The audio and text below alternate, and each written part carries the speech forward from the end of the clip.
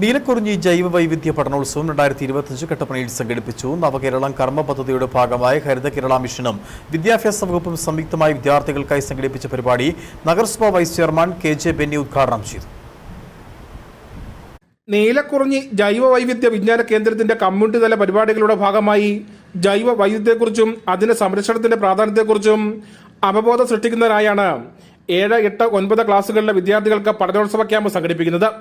ഈ വർഷത്തെ നീലക്കുറിഞ്ഞി ജൈവ വൈവിധ്യ പഠനോത്സവം മെയ് 16, 17, 18 തീയതികളാണ് നടത്തുന്നത്. അടിമാലി നീലക്കുറിഞ്ഞി ജൈവ വൈവിധ്യ വിജ്ഞാന കേന്ദ്രം, മൂന്നാർ എന്നിവിടങ്ങളിലാണ് ക്യാമ്പ് സംഘടിപ്പിക്കുന്നത്. കോർപ്പറേഷൻ ബ്ലോക്ക് തലങ്ങളിലും തുടർന്ന് ജില്ലാ തലങ്ങളിലും നടത്തുന്ന ക്വിസ് മത്സരങ്ങളിൽ വിജയിച്ചു വരുന്നവർക്കാണ് സംസ്ഥാന ക്യാമ്പിൽ പങ്കെടുക്കാൻ സാധിക്കുന്നത്. ഇതിന്റെ ഭാഗമായിട്ടുള്ള ബ്ലോക്ക് തല ക്വിസ് മത്സരമാണ് കട്ടപ്പന നഗരസഭ ഓഡിറ്റോറിയത്തിൽ വെച്ച് നടന്നത്. പരിപാടിയുടെ സമ്മാനദാനം നഗരസഭ vice chairman advocate KJ Benny നിർവഹിച്ചു. മനസ്സിലാക്കുന്നിടത്തോളം 35 കുട്ടികൾ ടേസ്റ്റ് ചെയ്തിരുന്നു.